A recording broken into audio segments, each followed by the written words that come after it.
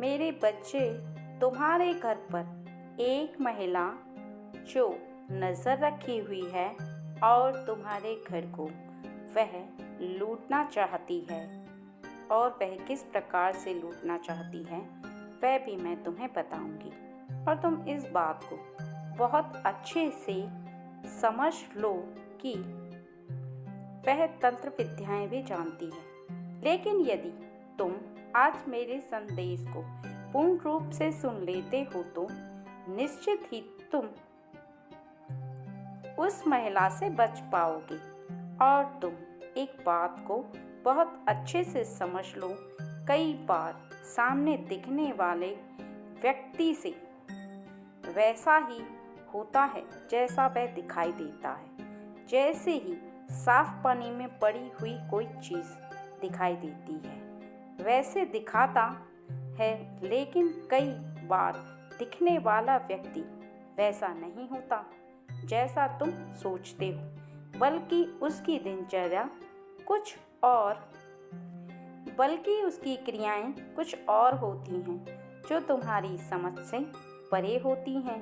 इस बात को कभी मत भूलना मेरे बच्चे कि तुम्हारे घर में प्रवेश करने वाली औरत सबसे पहले तुम्हारी जिंदगी में प्रवेश करती है, क्योंकि वह सबसे पहले तुमसे बातें करना प्रारंभ करती है और तुम्हें यह विश्वास दिलाती है कि वह तुम्हारे साथ रहकर वह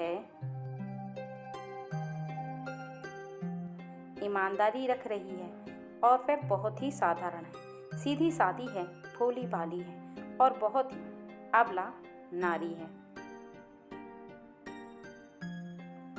कई बार तुम्हें दिखने वाली जो सीधी साधारण सी नारी होती है, जिसे तुम बहुत भोली भाली समझते हो, उसके षड्यंत्र कुछ और ही होते हैं। अर्थात मैं जिसकी बात कर रही हूँ वह कोई ऐसी महिला नहीं है, बल्कि वह कोई एक ऐसी लड़की भी हो सकती है या महिला भी हो सकती है जो कि तुम्हें अपने प्रेम जाल में फंसाएगी, जिसके प्रेम जाल में तुम फंस तो जाओगे। लेकिन प्रेम तो सभी को प्रिय होता है और सभी इंसान को प्रेम चाहिए, क्योंकि प्रेम के बिना इस संसार में कुछ नहीं है। लेकिन तुम भावनाओं से जुड़ रहे हो किसी इंसान के साथ, लेकिन वह षड्यंत्र रचकर अर्थात छल करके तुमसे प्रेम करे, तुमसे एक ऐसा भाव रख रही है जिसे तुम्हारी समझ में आना बहुत मुश्किल है। अर्थात तुम्हें दिखने में ऐसा आभास होगा कि वह तुमसे प्रेम कर रही है, लेकिन जो उसकी क्रूर दृष्टि है वह तुम्हारे धन पर है। अर्थात उसे यह ज्ञात होता है कि वह तुम्हारे पास धन दौलत रुपए पैसे हैं जो तुमने मेहनत करके कमाए हैं और ईमानदारी से दिन रात मेहनत की है। एक एक रुपए तुमने इकट्ठा किया है, सब कुछ किया है जो कि इंसान को अपने जीवन में वहां तक पहुंचने के लिए करना होता है। अर्थात एक मंजिल को प्राप्त करने के लिए जितनी मेहनत करनी होती है वह तुमने की है, और उसकी नज़र वहीं पर है। यदि तुम ध्यान से देखो, तुम्हें ध्यान से समझना होगा इस बात को कि क्या वह सच में तुमसे प्रेम कर रही है, क्या उसका प्रेम निस्वार्थ है। यही तो कारण है कि वह तुमसे प्रेम भाव रख कर ही तुम्हारे घर में प्रवेश करेगी। अर्थात तुम उसे अपना समझोगे और अपने घर पर ले आओगे, और घर पर आकर ही वह तुम्हारी प्रेमिका बनकर भी तुम्हारी पत्नी भी बन जाएगी। हो सकता है कि तुम्हारी पत्नी भी बनने के लिए तैयार हो जाए, क्योंकि वह अपने मकसद को जब तक पूरा नहीं कर पाएगी तब तक वह अपना असली रंग किसी को नहीं दिखाएगी। उससे बचने के लिए सबसे पहले तो तुम्हें उसे परखना होगा, क्योंकि यदि वह तुमसे हर बात पर डिमांड करती है, अर्थात तुमसे हर बात पर मांग करती है और बात बात पर गुस्सा हो जाती है तुम्हारी ना देने पर, तो तुम समझ लेना कि वह तुमसे प्रेम भाव नहीं बल्कि तुमसे स्वार्थवश दिखावा कर रही है और वह तुम्हें अपने कब्जे में करना चाहती है प्रेम के द्वारा, और फिर तुम्हें तुम्हारे घर को आकर वह लूट लेगी, अर्थात तुम्हारे घर में सब कुछ तबाह कर देगी। और यदि तुम्हारा घर पूरी तरह से नष्ट हो जाएगा, अस्त व्यस्त हो जाएगा, तो मेरे बच्चे वह भी तो एक लूटने के बराबर है। जरूरी नहीं कि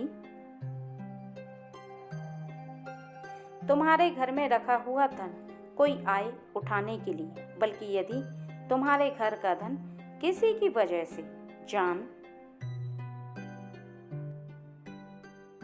बूझकर नष्ट हो रहा है, तो वह भी लूटना ही होता है ना मेरे बच्चे। इसलिए तुम्हें उसे अवश्य बचना होगा। यदि उसके मन में स्वार्थ है तो। लेकिन मैं यह नहीं कहती कि सारे बच्चे, हर स्त्री या हर लड़की ऐसी है। अर्थात मेरी बात को समझो, मैंने किसी एक के लिए कहा है, और जो है तुम्हें उसे परखना भी होगा, क्योंकि यदि तुम ऐसे ही किसी पर मेरे कहने के अनुसार शक करना प्रारंभ कर दोगे, तो तुम्हारा जीवन अस्त व्यस्त वैसे ही हो जाएगा मेरे बच्चे। इसलिए आंखों को खोलकर देख परख कर ही तुम्हें समझना होगा, क्योंकि जो बात मैंने बताई वह हर लड़की और हर औरत पर लागू नहीं होती।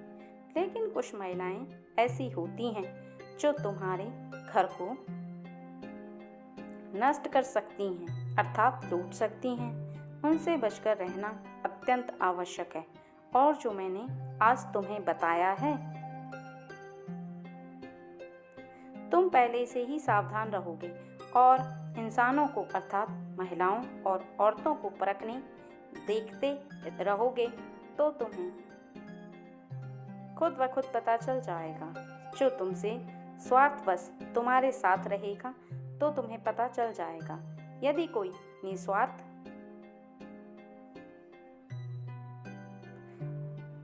तुमसे प्रेम करेगा, तो तुम निश्चिंत रहकर उसके जीवन में, उसे अपने जीवन में प्रवेश करने देना, और तुम उसके साथ खुश रहना मेरे बच्चे।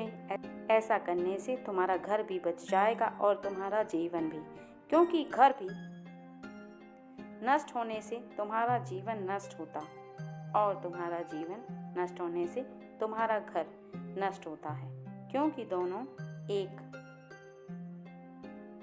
दूसरे के पूरक हैं। इसलिए जो बताई बातें हैं उनको ध्यानपूर्वक सुनकर, समझकर और उनको सदैव स्मरण रखना।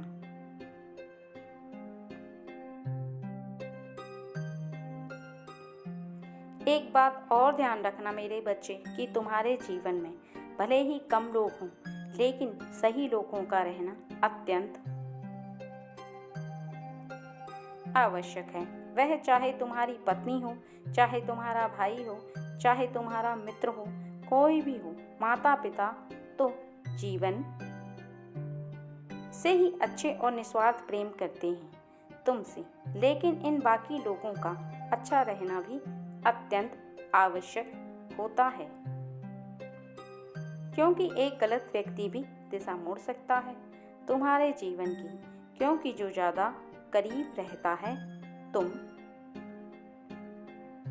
उसकी बात मानोगे, और ऐसे में तुम भटक भी सकते हो। बाकी सब मुझ पर छोड़ दो, मेरी शक्तियाँ सदैव तुम्हारे साथ हैं।